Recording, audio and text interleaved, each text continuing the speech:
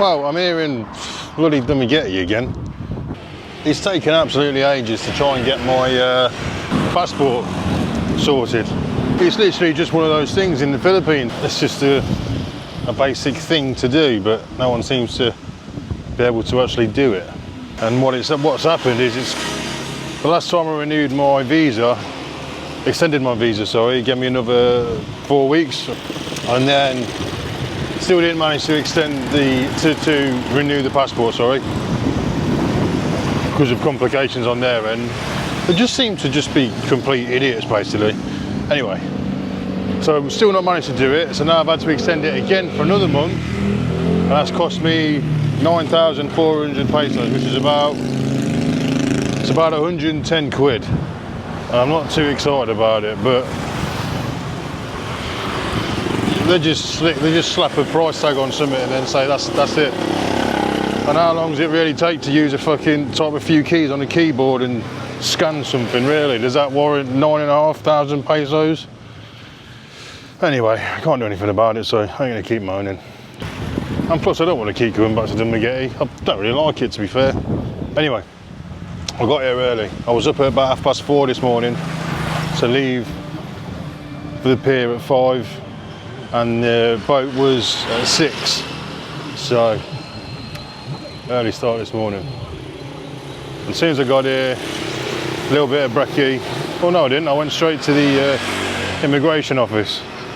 Didn't open till 8, but there was people queuing up at like 7:30ish, because you've got to get there early. The earlier you are, the better, you know, the better chance you have of getting it done on the same day, which I need because I don't want to have to stay here overnight.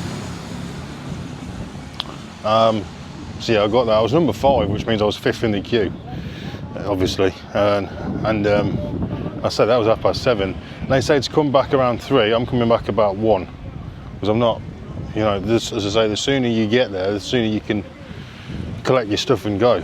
It just takes ages. You don't want to be stuck behind people waiting there. It is so completely boring. But yeah, done that. Had some brekkie. Literally the only place that was open was Jollibee, so it had to be Jollibee. And then I went to the gym, and now I'm trying to get a massage. So I asked ChatGPT what the best place was, and it took me to this place, and no one's here. So that's not the best place for me. So now I'm finding somewhere else that's closer to the city again. It's meant to be quite good, and I hope it's open. I think it's quite cheap as well. I think it's probably about 5 or 6 quid, which is good. And that way, as soon as I'm done, I can just head straight to the back to the immigration's place. And I'm in two minds because my boat doesn't leave until 5:30 this afternoon. So even if I'm there at 2, and let's say I'm lucky and I get in and out within half an hour, I'm going to do for 3 hours. There's not really much to do here. It's just shopping and walking around in the heat. So I mean, I ain't going to buy anything. I've already bought a new vest for about 3 quid. I'm waiting on this grab to pick me up now, because I could do a massage, I really could. So hopefully, I think this is him.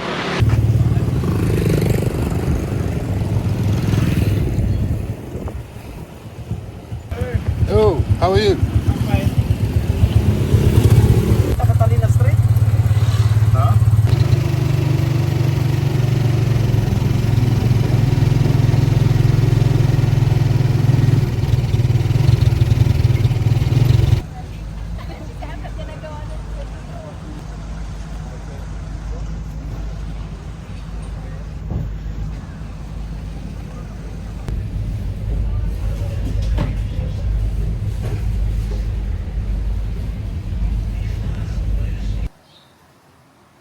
Rocky, what's this? Give me.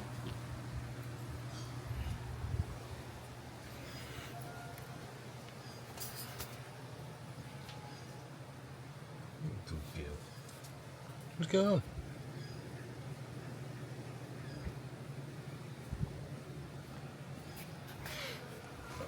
Good girl.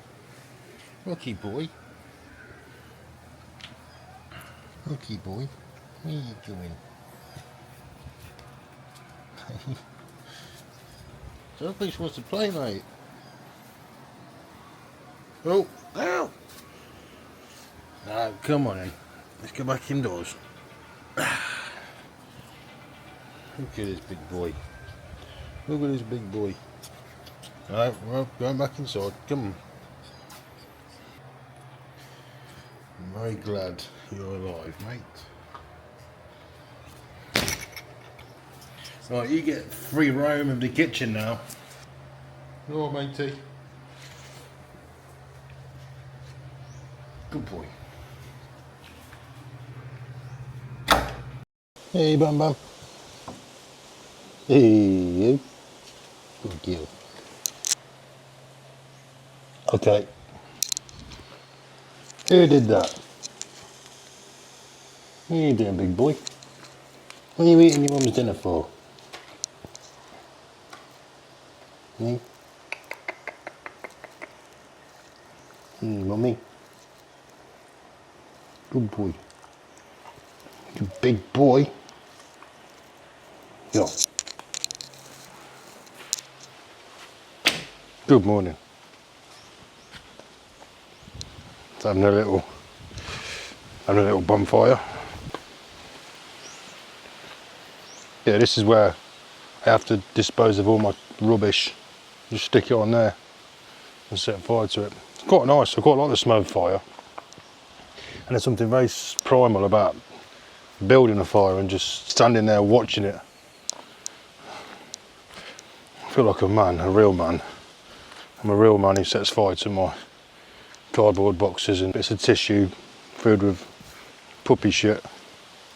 That fucking stinks. I don't know if you've ever set fire to dog shit, but that fucking stinks. It smells, oh yeah, and some off chicken. I don't know if it's off, it's just been in my fridge for about a month. Yeah, check all this out, check out this. So this is the gaff, this is my small, humble abode, and this is just a shit ton of land behind it. All around it, to be fair. I mean, from here to, from where I'm standing to the fence is probably maybe 30 metres, and up to the corner, up to the corner is probably about 50. And the plan is not to build a brand new house, but to just extend this one, but extend it like all the way out this way, probably where that tree is actually. That's probably about 1, 2, 3, 4, 5, 6, 7 metres. So 7 metres across. Maybe a bit on the back, but keep the balcony. You've got a little balcony that starts there and it finishes all the way around to there. But keep that going all the way around like the front and the side, because I really like that little balcony. I have no topic of conversation today. I just grabbed the camera and started chatting. So I'll continue chatting. So what I want to do with this gaff is, you see how this extends, this balcony comes out, bring this out, but have you noticed the floor's like not even? So this is going to come out quite high, and it gives about, I don't know, probably 6 or 7 foot, if that makes sense, when it comes all the way out. I might put a little office there. That's in the future, not too far away future, relatively near future. Hello. And that will be Yeah, that'll be it. Right, wait. Barking at big girl. Who's barking, ain't you? Okay. Every one of these dogs have got their own little story. You gorgeous girl. This one gets really, really jealous. I think she's got abandonment issues. Because she had an owner and then the owner come and stayed on the beach and then left her. Not in a bad way, I just think it wasn't in there. You know, you can't travel with dogs, so she's a good girl. You're a good girl, aren't you? She's a good girl. And then the other, there's a lot of dogs around here. They're the neighbours' dogs, and they don't do anything to look after them or take care of them or feed them or anything. It's quite a shame, really, because the neighbours don't want them. Bam Bam's not. Bam Bam's our dog. There she is. She's ours. But all the rest of the dogs are the neighbours' dogs, and as I say, they don't do anything for them to care for them or look after them or anything. I call this one Sandy. She's such a lovely girl, you know. This is little Rocky boy. Good girl. Look, she's covered in scars a lot. I don't know where they're from, but I think she's had quite a shit life. What I know is she had an owner. His name was Nathan. And then unfortunately he had a condition and he took his own life. It would have been a few years ago, but it was quite close to where I'm staying. It was on the resort next door.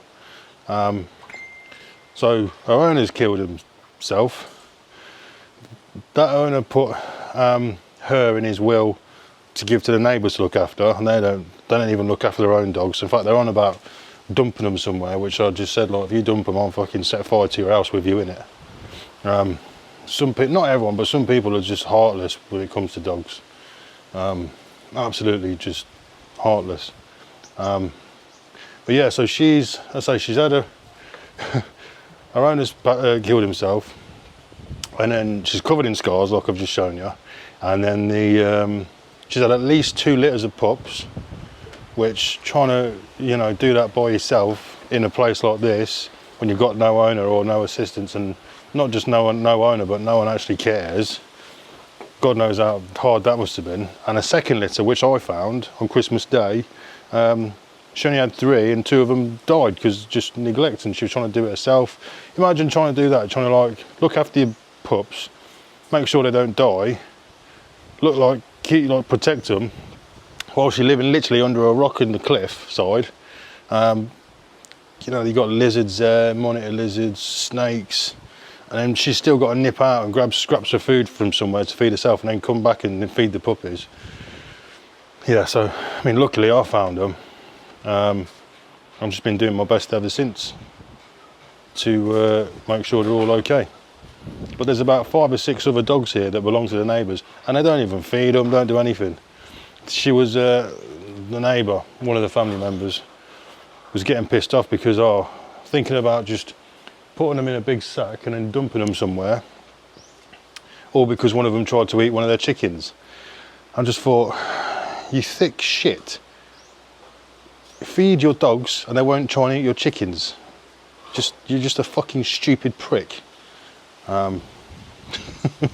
Just thick. You're either thick or heartless, or both, which is even worse.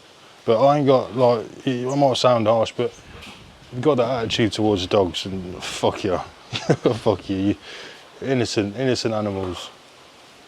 And any dog lover would agree as well. Or just general animal lover. But yeah, anyway. I don't know what I'm doing today, to be fair. I'm just, I've been up to the shop, get some water. I've been having about 5 litres of bottled water every day, which, I don't know. I suppose I should feel quite healthy. Couldn't find any dog food for little Rocky, so I'm just going to mash up some food for him. Because he's starting to get teeth now, he's starting to bite my ankles all the time. It's a little bit annoying. But he's just playing. Oh, I forgot to get him a toy. I'll get him a toy later, I think. Because he's just playing with my socks and my shoes and a welcome mat at the minute. Oh yeah, I got to pick my mum up at 1 from Dumagetti. Oh no, about 1:30. Anyway, Whatever I do, I'll let you know. Stay tuned.